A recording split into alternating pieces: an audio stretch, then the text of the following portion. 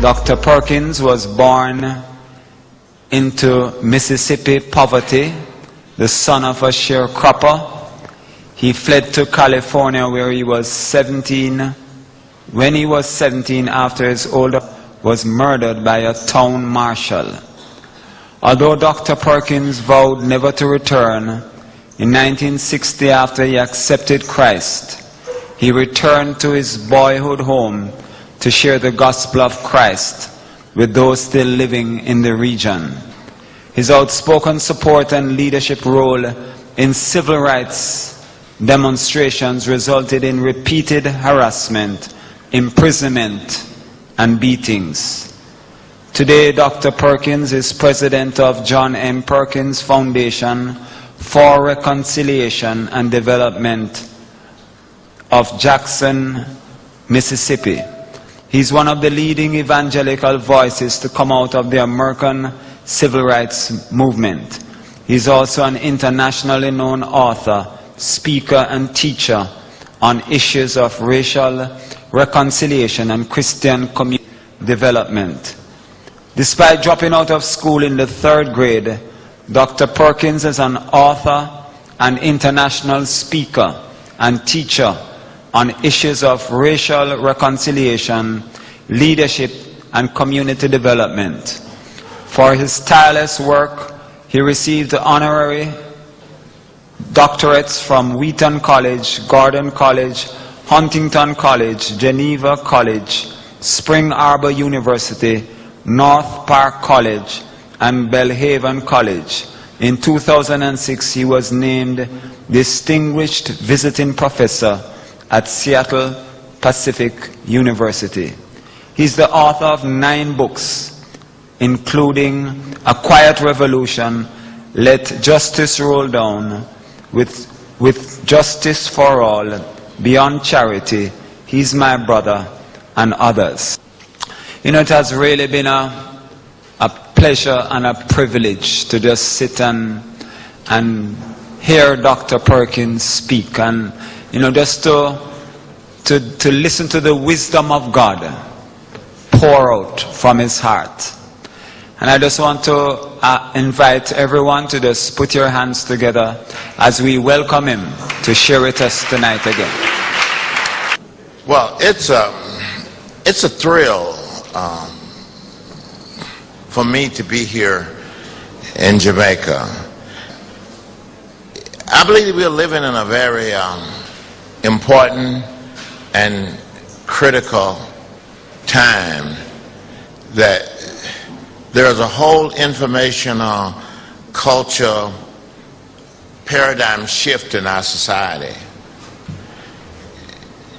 And what many things are lacking, but one thing lacking is the church have lost its prophetic voice. Because I think we associate, if we would be prophetic, that we would be probably killed in society. And so what has happened, the bigger society is sort of dumbing down and got the church accommodating a degenerating society. And that they don't hear any voices from the church sufficient to challenge it. And so consequently, we have conformed to this world. And that's what Paul warned us. He warned the church. Be not conformed to this world. This world system, all that is in the world, is the lust of the flesh, the lust of the eye, and the pride of life. That is not of the Father, but of the world. And that system is going to pass away. And there's a need then for a system with the prophetic voice that challenges and confront the evil. And so that's not being confronted. And so we have caved in. And the political people have made enough accommodation to win us over instead of us winning them over. And we are coming in Christian community development. we've had the experience to see our nation go through a revolution for freedom and justice that impacted the world. In the Reconstruction after that, 60s, what we got then was we was needy. We was a poverty nation. We discovered poverty, particularly in my state, in the South. And what we got was an accommodating poverty program, but kept both the moral and, of course, the spiritual, and gave us the social services and put limitations on our voice. And we caved in for the money without challenging it, that undermined the need for a free people to exercise creativity, skills, education, to build an economic infrastructure. And so what they gave us is social charity. And that social charity didn't allow us to build a social economic base. And so we ends up with a new integrated society, much more impoverished in terms of providing goods and services than before. And out of that fed the need then, and looking at this and the media revolution, it fed then this assumption and this addiction. And that is that we looking at a reality that we want, we don't have the means to get it, and so we drug ourselves in society. And we don't challenge that, because they ended up controlling the neighborhoods, controlling the society.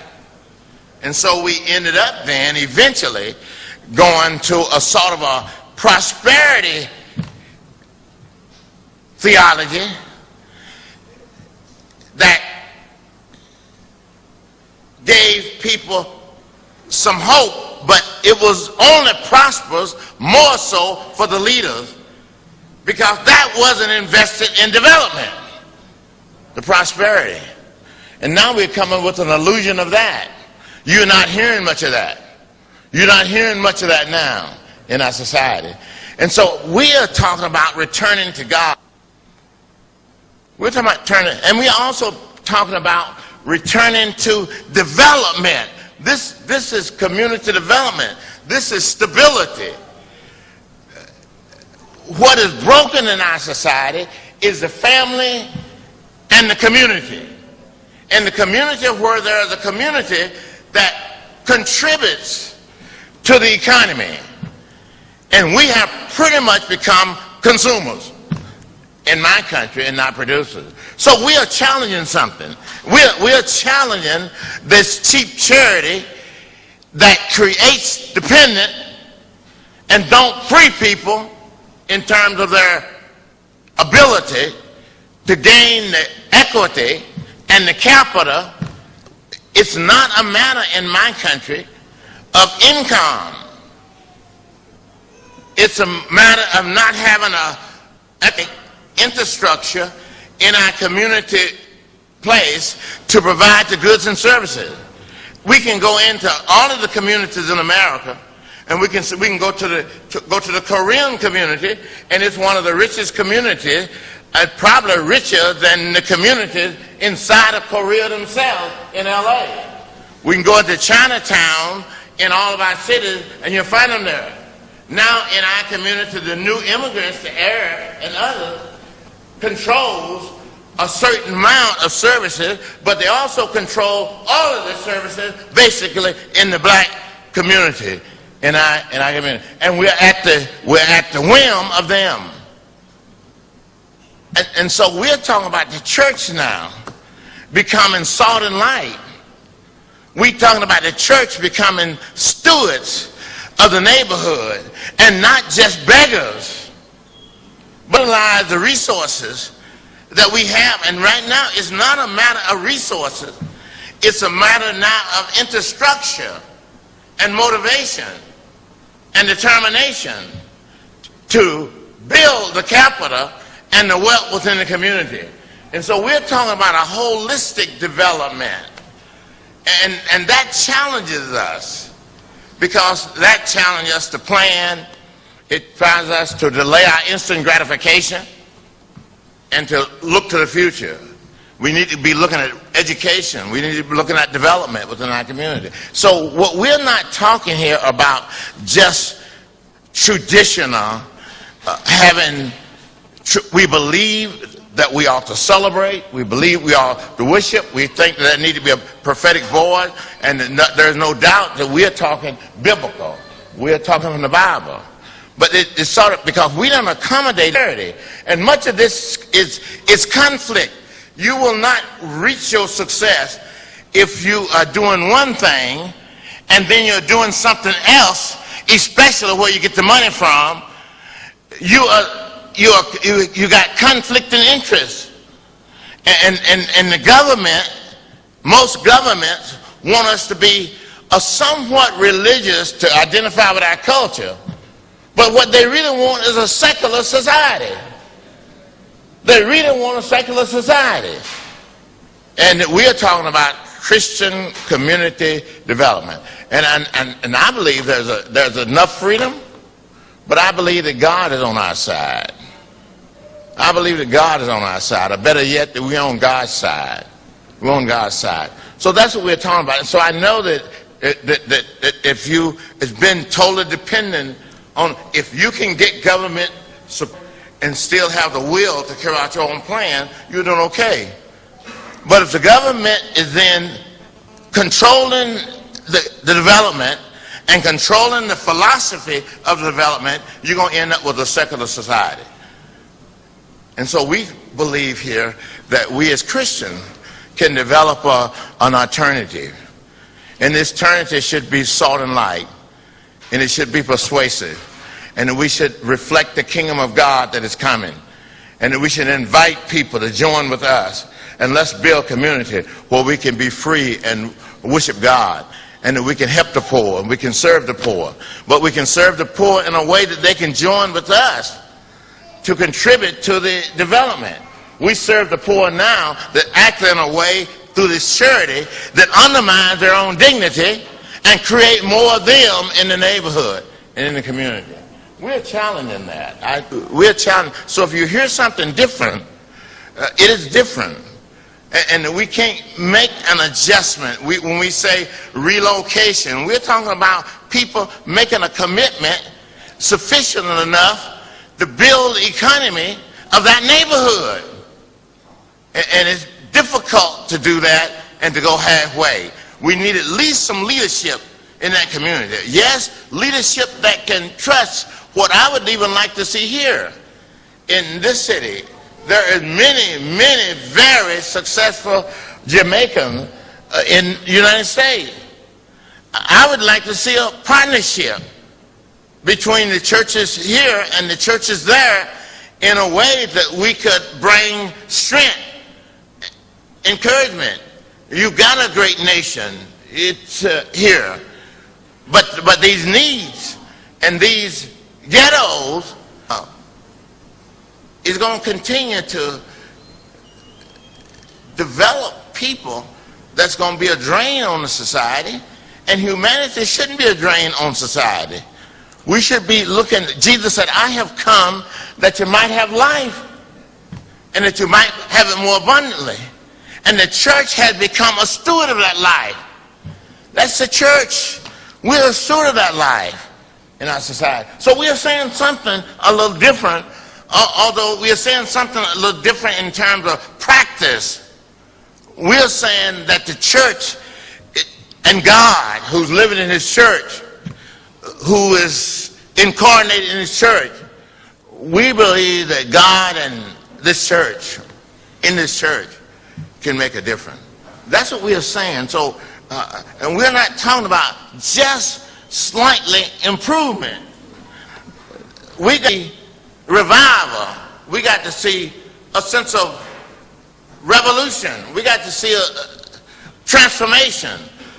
We got to make real concrete change. within our society. So that's what we're talking about. I'm going to introduce Pastor Pickett and let him give a talk here tonight. Let me tell you about him. Well, you know, I was in Mississippi for 22 years and started the ministry in Mendenhall, the ministry in Jackson, and then I had this calling to try to go national with this ministry. And I created something we call the John Perkins Foundation for Reconciliation and Development. And I moved back to my economic base back in California from Mississippi. And I went back there then in order to build this movement, because I needed the resources of Christians all over who would want to see real creative, holistic change. And I've been preaching this now for 22 years around both in Mississippi, but also more and more I was speaking to the nation. And so I would go back home to California, where I had come from in Mississippi, and to a certain extent that I was, well, like a missionary going back home, but I was also going back to an economic base that was much stronger than the poverty base of Mississippi. And so I went back there to do this. But while I'm doing this, I discovered that there's a community in California that has the highest daytime crime area in the state. And so we started going to the church there and worshiping in this community. And it was a church not far from where I was converted to Christ many years ago. And so we went back there, and it was killing, drug. It was just a year. It was in 1982. Cocaine, this new, not cocaine, this new drug, crack. And it was an epidemic. It was driving people crazy. And the children was pushing it. And they was, because they was pushing the kids to be the runners on the street, because they couldn't do nothing but slap their hands and turn them loose in the streets. And this community was just, it was death and violence. And so we went into that community. And we stayed in that community for 13 years. And that's where we established a school and other things there, and really confronted that neighborhood, and it was massive change in that community. But in the meantime, we finished there, and then I decided I was going back to Mississippi, and I'm out full time to the Christian Community Development Association, working with my son back there, who had started a community. What they had done there, they had I think it was about 29 of them, young people, got together, and they was going to use their resource and their skill. This was a whole new, these was college people, young doctors, and a lawyer, and others in the community, and that they were going to use their resources sort of as a model to develop this sort of model community in town. And they was doing well. And journalism was going to be their main means of getting it out. They was the editor of my books. They was, helping me with all of that in society. But then when I was back there then for 2 years, my son, who was the leader of that community, one of the leaders, was a co-leadership. He died of a heart attack. And that just devastated us. We didn't know what to do. But they had this, starting this wonderful community, and then they had to put it up for sale because they were going to break up, because they was devastated. You could understand that. And so Vera and I decided that we would take our life savings and invest it in this community, and then we would name it after our son. And we did that, and of course people joined with us, and it has been a real miracle. But in the meantime, let me introduce, this is a part of that. This is a part of me introducing Pastor Pickett. He knew about our work and had been involved in it, but by the time he got really involved in the church in Jackson, we was gone. But he began to pattern his work after the work in Mendenhall, and began to see this whole idea of development. Because of health centers, we had developed some cooperatives, we had developed farms, we had developed other things down there, and he began to, and of course one of the things we were doing was working with the pastors in that era and training the pastors in terms of neighborhood and community development there. And so when I came back to Mississippi one night, we was at an all-night prayer meeting because we was praying about direction in Jackson and what we should do. And we had a new dynamics because there was churches there for the first time. Black and white congregation across racial barriers was getting together, and we was praying about how could we really establish our neighborhoods in Jackson. And Pastor Pickett was there, and of course he went back there and took a church with, 80 people? About 80 people, and now the church was at this point about 5,000, and meeting in location, really 3 locations, and of course with 4 services on the Sunday. And so we was at this meeting, and he slipped a little note to me, and of course what I'd been thinking about it, and what people ask me all the time. I'm now 81 years old, and the idea now who's going to replace you, what are your legacy going to be, and all of that. And of course what I really wanted my legacy to be was the idea of sharing and discipling people and raising up indigenous leaders. So in a great sense, my legacy was being developed, but people was probably talking about building and other things, the name. But what is more important, and Jesus sent us into all the world to disciple the nation. You know, it's not much about building your own legacy. It's not much in the scripture about that. You know, but society will push that kind of pressure onto you and so he wrote me a note that night, and it was a how you get a note that is both you like it. It's a little bit embarrassing. You know, you get like that. The note was a little bit embarrassing because of what he said. He said, if you would work with me in what I'm doing and the vision that God has put in my heart to reach men, and of course I knew that the crisis in my nation is the crisis of men, and that reflects itself into 84% of the children being raised without a father in the home. And the rest of that is results in terms of prison population and all of those things. And so to turn the men around and to bring them back to their position, and of course men have put most of their dignity and most of the image of God, they have put it into their sexual drive. And so we're producing a lot of children, but they're not being responsible for taking care of them in the society. And so we knew that wasn't anyone who have anything to do with education and in criminal justice system, health care, all of those different deals know that is at the heart of the problem, because God has made us leaders of families and has put the trust of his society into our hand. And we're the ones who are supposed to subdue that and have influence in that and lead the society. And so he wrote me that note, and I looked at it and wanted to do it, was encouraged by it. But we began to meet.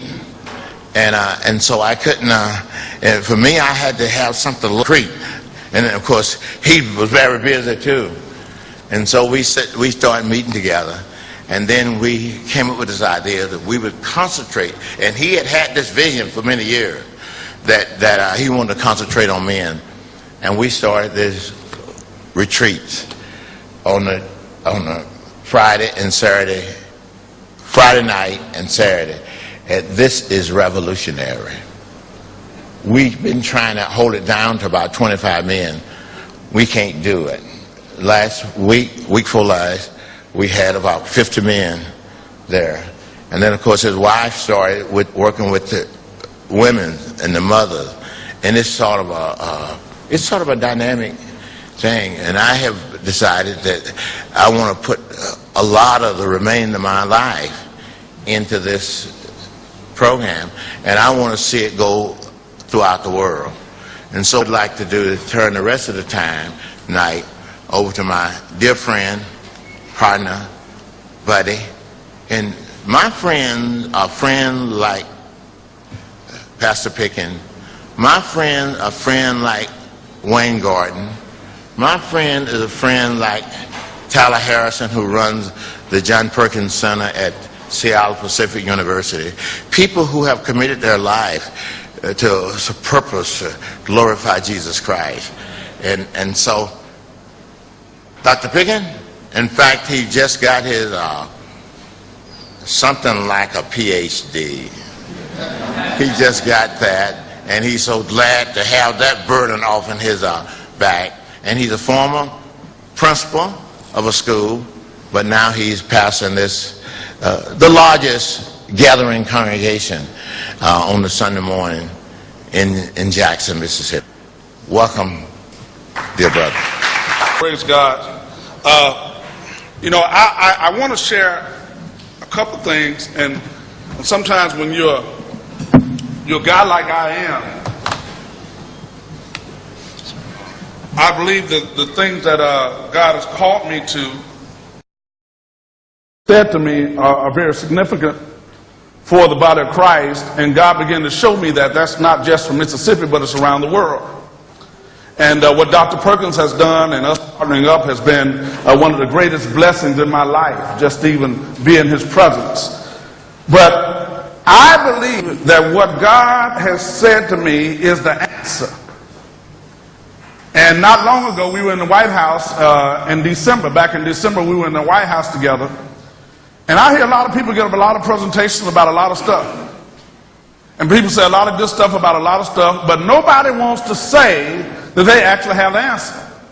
I have come to Jamaica tonight with the answer.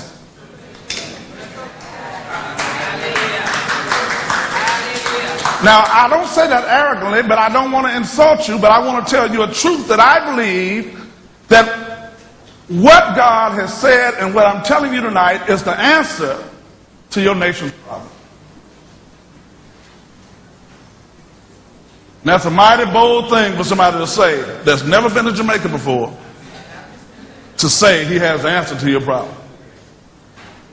I've listened, I've researched, I've listened to brothers, I've been down the trench towns, I've talked to people, I've listened to people, I've listened to the great things that are going on in different organizations and so forth, and I've never seen this type of gathering of churches, the umbrella of churches. I think that's great, that's wonderful. A lot of great things are going on, but there's a problem. And the problem in the church in Jamaica is a failure to build strong men. Yes, sir. That's where the problem lies.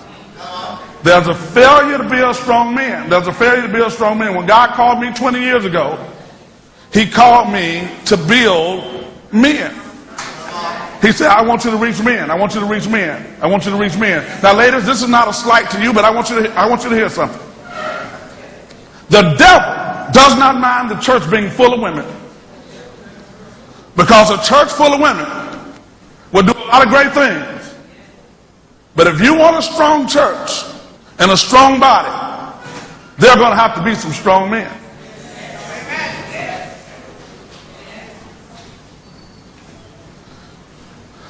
The good thing about the Word of God is God doesn't just He doesn't just put the good things in the Word of God, he puts also the bad things. I think from this we can learn from something bad. We can learn from something bad, and now we know how to reverse our problem by looking at this situation in 1 Samuel. Turn your Bibles to 1 Samuel. Let me show you something. We can turn this around by learning from what Eli didn't do with his sons. So basically the problem is here, and this is the problem,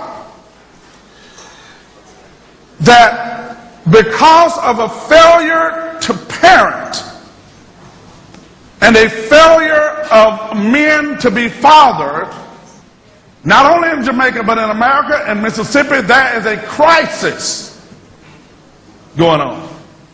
And this crisis is of gargantuan proportion. It's a crisis like no other crisis ever known. This is a crisis we're in, and I think we're singing Amazing Grace, and we're raising offerings, and we're doing all this stuff, and yet there's a crisis that if we don't address this crisis, I don't care how much money we get, I don't care how many houses we build, I don't care how many jobs you give people. Let me tell you something. If you and I don't deal with this, We might get a man a job, but more money is only going to make him do more of what he's doing now.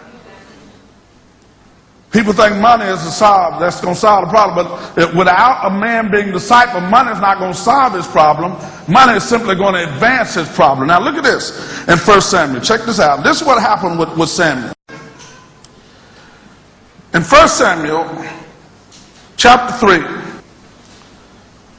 he said something very clear in verse 13. He said, "For I told him that I would judge his family forever because of the sin he knew about." Everybody say he knew about it. His sons made themselves contemptible, and this is what happened. And he failed to restrain them. Therefore I swore to the house of Eli, the guilt of Eli's house will never be atoned for by sacrifice or offering. So now listen what's going on here. God pronounces a prophetic judgment against Eli and Eli's house because of not the sin he didn't know about, but the sin he knew about and failed to do something about it.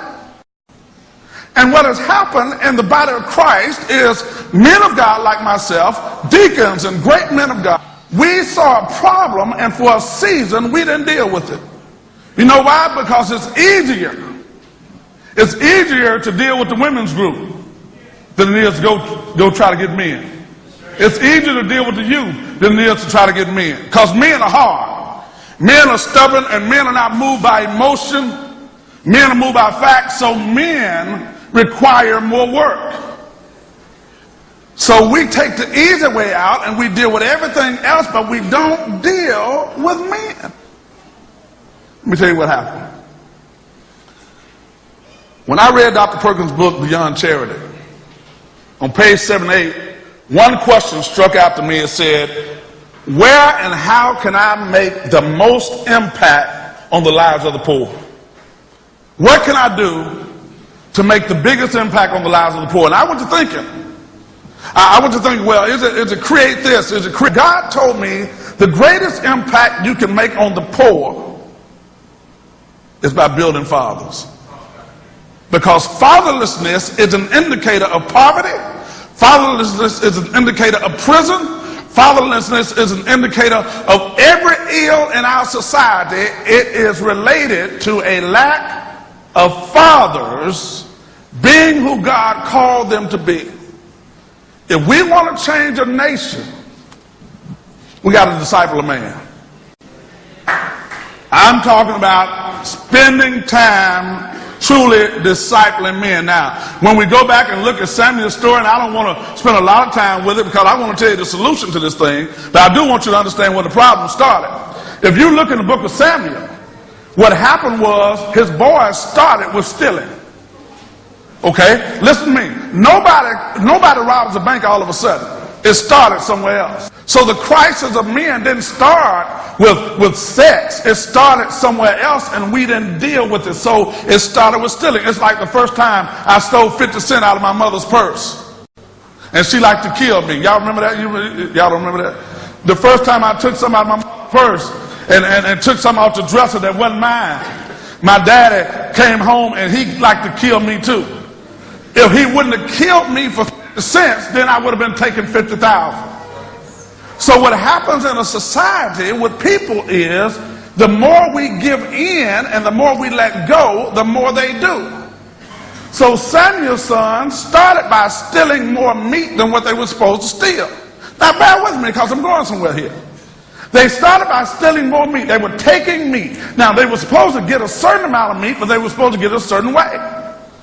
But why were they stealing this meat? What was the problem here? Well, the daddy who was the pastor, who was the man in charge, he was so busy telling everybody else about Jesus, telling everybody else about God, he failed to spend the time with his own sons. Now listen to me carefully. You cannot just focus on raising the children in your house. You have to become fathers to your neighbor's children. Why is that? Because your child is going to school with your neighbor's child. And if you don't also work with your neighbor's child, then that child is going to corrupt your child. Listen to me very carefully, because I know some of you say, well, Pastor, you know, I did a good job. I raised my children. They went to college. That is not enough to change a generation. We have to look at the fatherless, and God has called us, the church, to be fathers to the fatherless. We have to be willing to take the time to do that. And Samuel, or in Eli in the book of Samuel, he obviously was not taking the time with his children to come. Y'all come on, sit down on the front row by me. You know, they were not taking the time, and his children became greedy. And they began to take from the people, okay? Now they began to take from the people, and they were exceedingly sinful, exceedingly sinful. Listen, this thing here is serious business. You know, it's serious business, because if we don't do what God has called us to do with men, what's going to happen is, I don't care how much money we get, I don't care how much Christian community development we do, let me tell you something, without changing men, the problem is going to be here 10 years from now. The problem is going to continue. Okay? You know what's hard for me? Let me tell you what's hard for me. And Dr. Perkins, he knows this, but I'm literally almost around the world. And boy, I love to go places and preach and lay on the ground and tell people how good God is and get people all excited and all that kind of stuff. But he sent me to Jamaica for the first time to not bring a word of encouragement, but to bring a word of rebuke. And I'm challenged by that, because that's not my personality. My personality is I want everybody to be happy with me. I want everybody to be excited, and I want everybody to like me. But this time, God gave me an assignment. Let me tell you something. The problems in Jamaica don't have nothing to do with the people down in Trenchtown or whatever other town or anywhere else. God said, if my people who are called by my name, we're trying to put off on the drug dealer what the church is not doing. That's a mighty serious indictment, isn't it? That's not what you came here to hear, is it? See, the indictment is we indict, God is indicting us, and God said, if you want revival, then don't do like Samuel did and continue having church while you are ignoring the people that really need you. And I've watched it. I have no issue. I believe people should be affluent and people should do well and so forth. The problem with affluency is when you become so affluent that you forget about the people that need you the most. Then your affluency, which is great and wonderful, has now become an idol to you, because you go home to your gated community while you leave your brother and his poverty. Oh boy. So Samuel, in the book of Samuel here, these children started with stealing. Look at what it progressed to, though.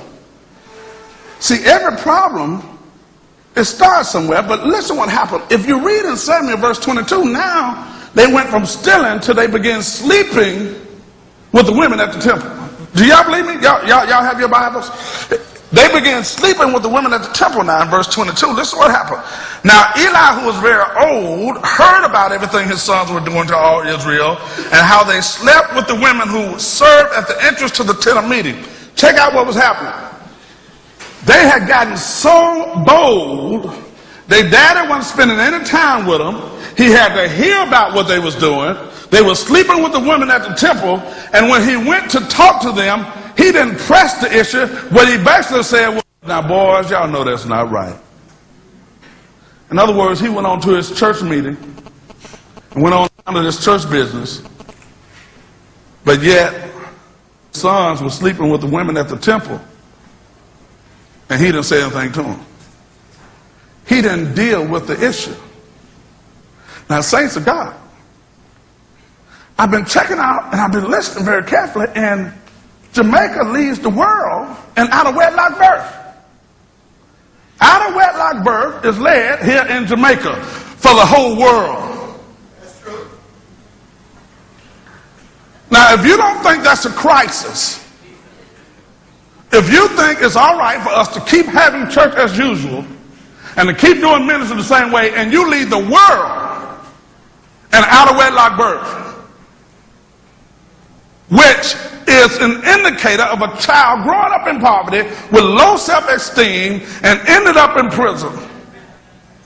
Which means if it's 80% now, if we don't deal with it, it will be 90% 10 years from now, and it'll be 99%. Ladies and gentlemen, I know the crisis in America. I'm just learning about the crisis in Jamaica. But if you think it's all right that 88% or 80% of all children are born out of wedlock, and you think that's going to end up good, I come to tell you there are not enough social programs to solve that problem. There's not enough money from aid, or whoever you get aid from, there's not enough money to solve that problem. There's not enough programming to solve this family issue because it's at the heart of what God called important. Now, I'm not standing up here to judge you, because let me tell you something that happened to me in my life. I had 2 kids out of wedlock before I was married. I had a child by my wife. She wasn't my wife at the time. And then I had a child by somebody else. I was on my way to becoming a statistic. If it wasn't for Jesus, I would be just another statistic with 5 or 6 kids out there that wasn't married. So I don't nice, pretty little life that I've been good. No, I come from pretty rough territory. Matter of fact, that's why I wanted to go down to Tristown and get with my guys here, and they came to church tonight. Now, I went to Tristown, me and Richard, and we invited them to church, and they came. Now, without you getting upset with me, I know, see, I lead tomorrow morning, so if you get upset, it's all right with me. Because I lead tomorrow morning, and if y'all don't never have me back, it's all right. But why is it I'm from out of town, I go and invite them, they come? When the last time you've been down there to bring them to church? Oh, you want the mic back? Because they really don't want to talk to me. You understand what I'm saying? See, God has blessed you to be a blessing. And instead of reaching back to other men, we look at their crisis and say, well, they doing this and they doing that. Don't you remember when your life was like that? I mean, I remember when I was smoking weed every day. I remember when I was getting drunk every day. I remember when that was my life. I woke up in the morning for my next drink. I woke up in the morning for my next woman I could find. So it's real hard for me to look at another man who's in that crisis and not have a heart to want to reach him. Because what I understand that a lot of times he's in that crisis not just because he's so bad, but because he don't know nothing else. And if I don't know nothing else, don't blame me for all I know. And you've arrived and you drive in your nice car, live in your nice neighborhood, in your nice house, and yet you have not taken one step to even know me. You look at me as just a statistic, not really like a real person.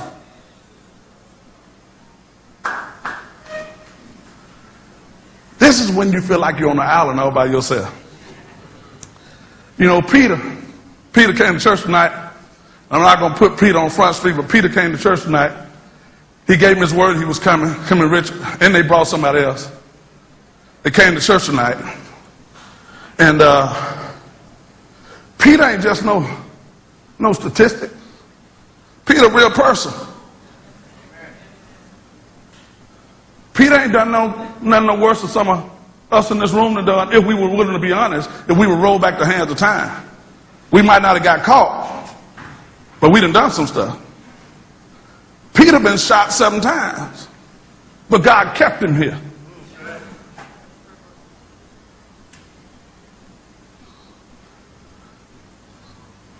God pronounced a prophetic against Eli's house. Pastor Morgan, he pronounced a prophetic judgment, and he said, Eli, because you failed to do what you were supposed to do with your sons, he said, now there will be no old men in your family. He said, now, not only that, I'm going to remove you out of the priesthood, and nobody else in your family will ever serve in the priesthood. He said, your family will be destroyed. And you know what we're seeing in America? We're seeing the destruction of the family. You know what I've seen in Jamaica? the destruction of the family. Just like in America, in Mississippi, there's a church on every corner. We got a church on every corner in Mississippi. You can't turn a corner without seeing a church. But guess what? The family is still being destroyed. Let me tell you something. If we don't deal with this crisis, listen what's going to happen. What's going to happen, it's going to cost the community. See, you're already paying a price for our failure to disciple men. What happened in the Bible was Eli's children died in the battle. That was a judgment against the community. The Philistines captured the Ark of the Covenant, which was the representation of God's presence. And then Eli falls over and dies because he's been eating meat that he wasn't supposed to eat, because they were stealing more meat than they were supposed to get. So he got so fat that when he heard the news, he fell over and broke his neck.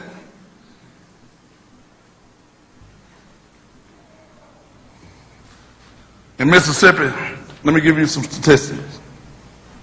In Mississippi, 22,300 people in prison. Our state is made up of about 3 million people. Black males in Mississippi make up 70% of the prison population. 70%, and yet we're only less than a third of the entire population. African Americans, period, are less than a third. Men are probably more like 12%. Yet we make up 70% of the prison population. In America, 10.4% of the entire African American male population is incarcerated between the ages of 25 and 29. Will you understand what that means? Let me help you understand. That means 1 out of every 10 between that age is locked up. And it's getting worse. Matter of fact, they just locked up one of your guys in Florida just the other day. And I'm not saying I don't know him, I don't know what he did, but let me tell you something. I've seen people with more of a charge than him that were not Jamaican black that got less time.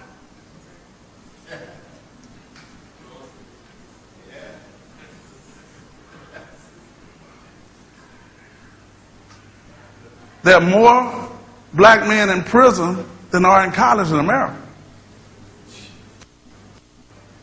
Does anybody hear what I'm saying? Do I have to get on my knees and beg you to hear what I'm saying? It's a crisis. But this crisis is not just in America. Listen to this.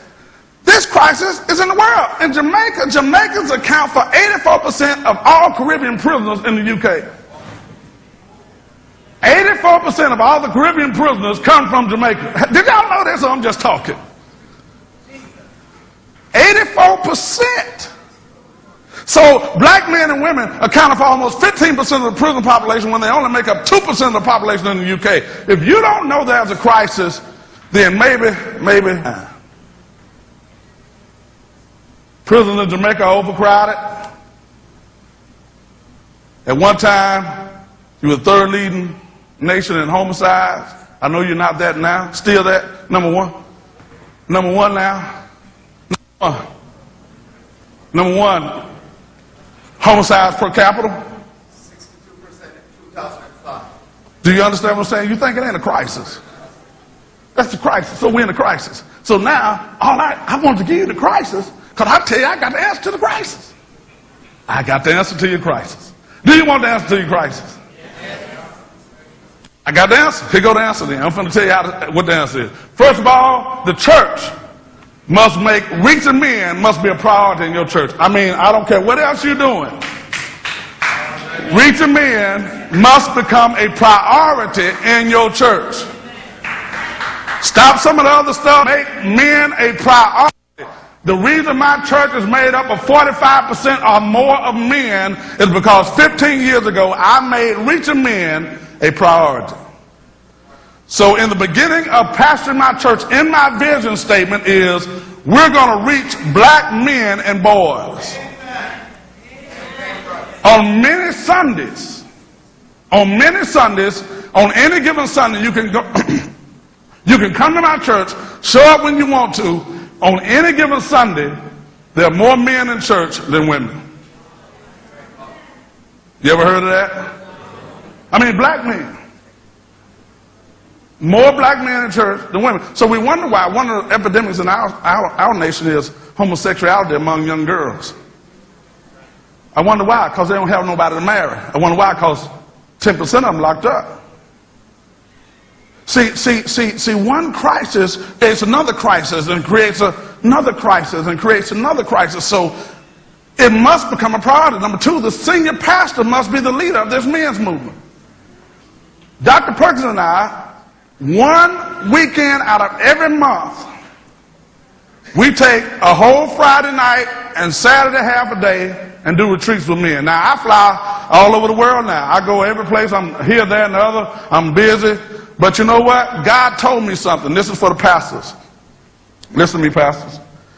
God told me, while you going and you helping everybody else, he said, the first thing I told you to do is be a father to the people that are in your congregation. Amen. We're not fathering the men in our church.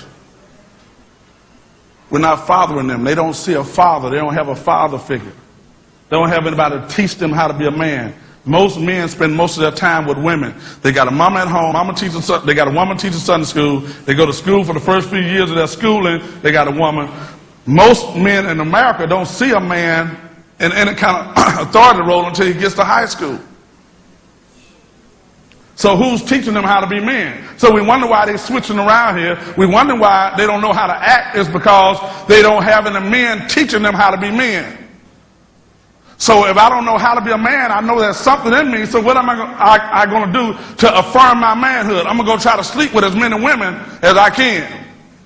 Because me sleeping with women, that's what the world says, make me look like a man. That's what the rap stars say, make me a man if I got women. So what I do, I'm going out here to sleep with as many women as I can. Because my manhood now is defined by what kind of car I drive, what kind of house I live in, and how many women I have.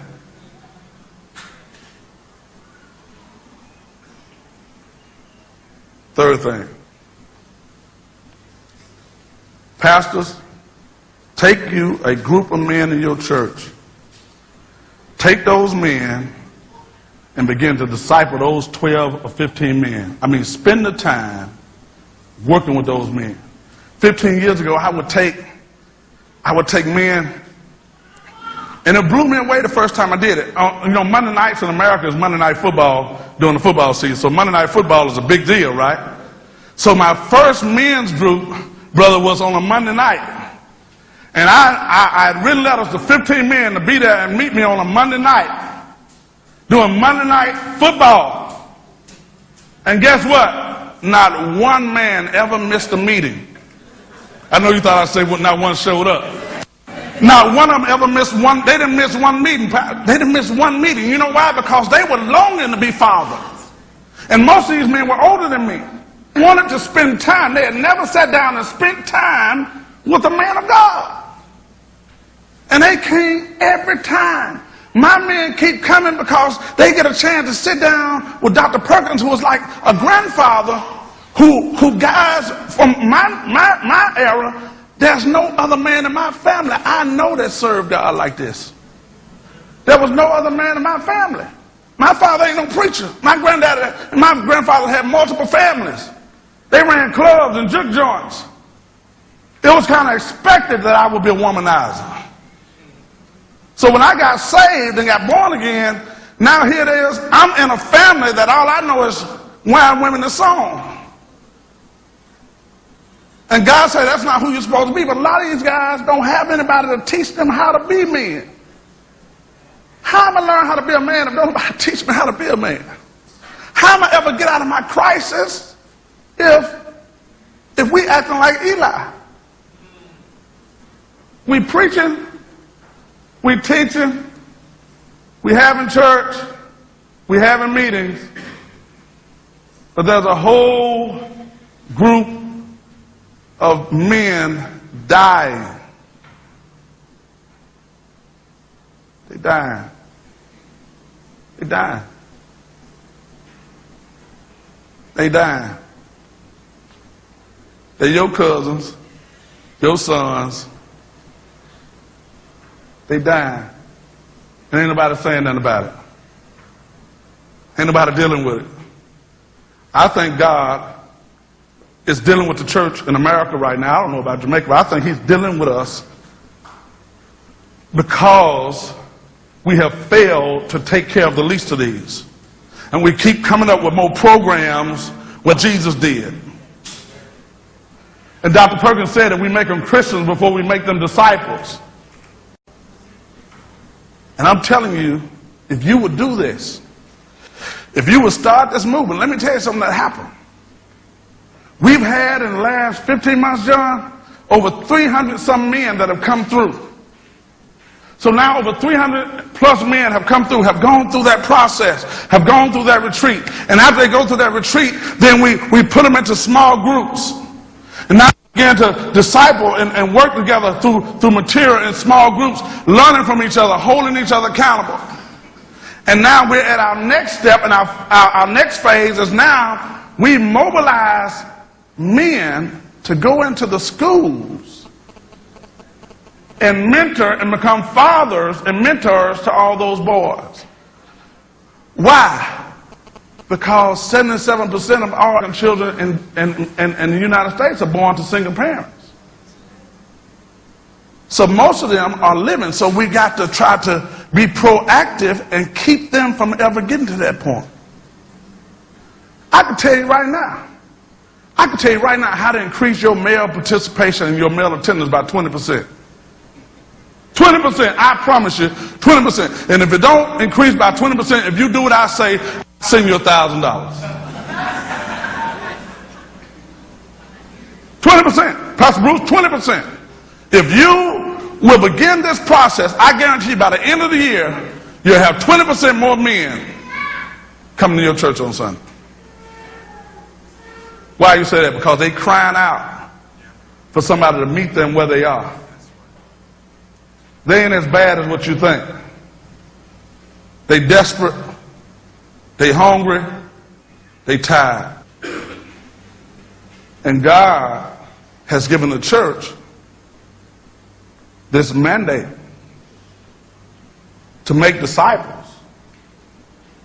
Women, my wife does groups with women. You know how she helps us?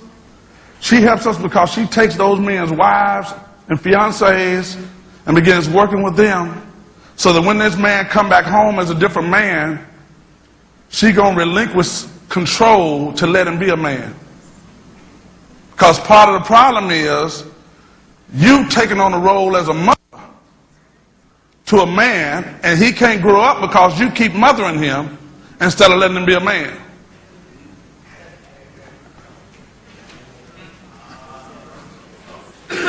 So how he gonna learn to be a man if he go from his mama's house to your house and you still letting him be a little boy?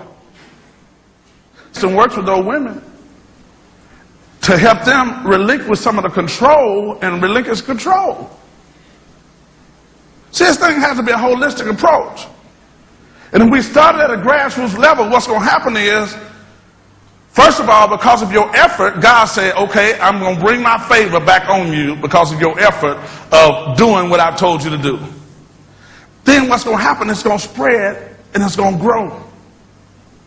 In Uganda, when they started the men's movement, they had an AIDS rate of over 70%. Over half the people had AIDS 15 years ago.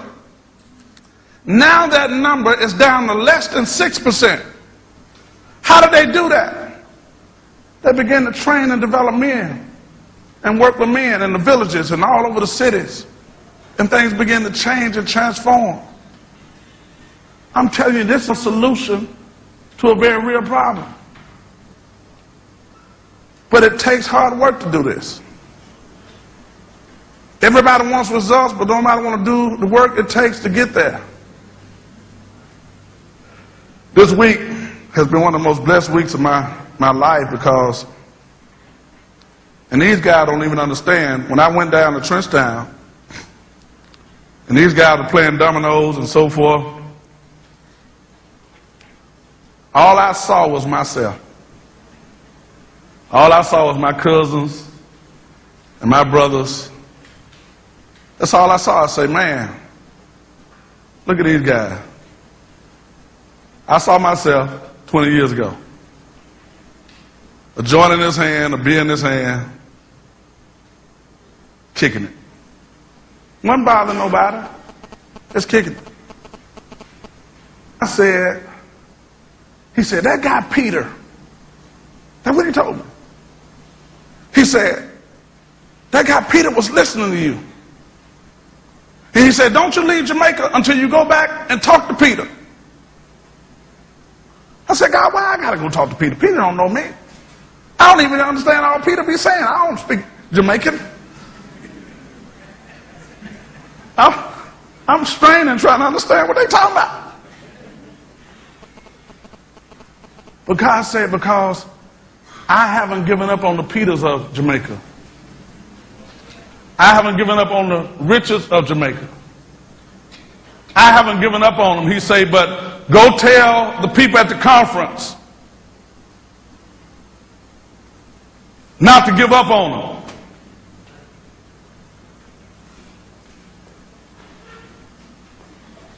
They not gangsters and killers.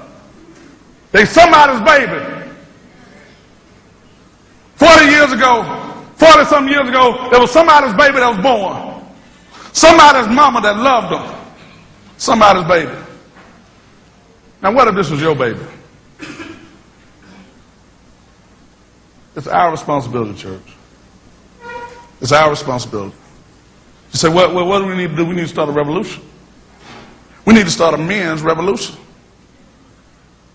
We're going to pick up and we're going to gird up the loins of our mind, take our shirts and ties off, put on some tennis shoes and some jeans, and we're going to go start a revolution of men.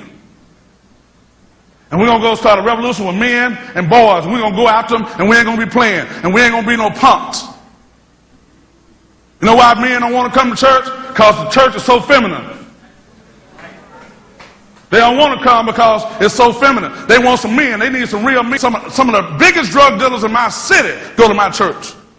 Ex-drug dealers now. They working on it. Biggest drug dealers. They come to my church. You know why? This is what I used to do.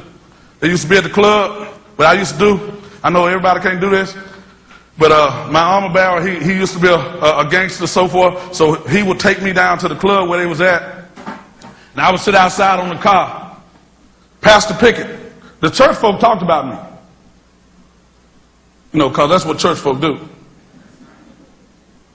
But the street people respect him. They said, at least he cared enough to come down here and sit with us. And I would just sit out there. I wouldn't do nothing. I was sitting out there. I just laugh and talk. I laugh and talk with them. They were very respectful, but I would just sit there with them. And I did that time after time. And then the club, one of the biggest clubs, he would bring me into the club and sit me at the bar with my tracts and say, hand out all you want to hand out.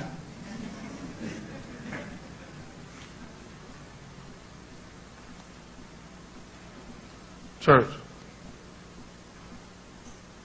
we got a responsibility. Want to change your nation? Disciple of man. I promise you, if we will disciple these men, I guarantee you, we will turn this crisis upside down. God didn't say of the politicians who were called by my name. He didn't say of the dope boy who called by my name. He said, my people who call by my name will humble themselves and pray. See, a part of us not being willing to go out and reach those guys is we won't humble ourselves enough to even go listen to their story. We won't even remember what God brought us from. And God brought me from something. You know what I'm saying? I was bad. I was terrible. But God saved me.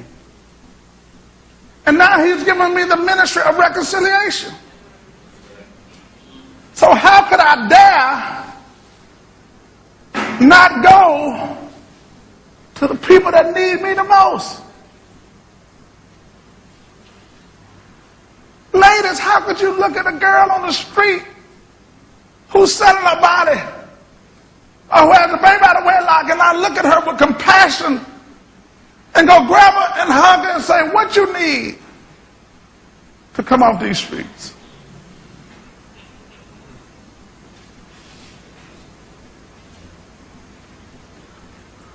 This is what I want to do when I'm done. I want for the men and women in this room, if you feel so led, I want you to take responsibility for your people. I want you to take responsibility for your men. Take responsibility for your nation.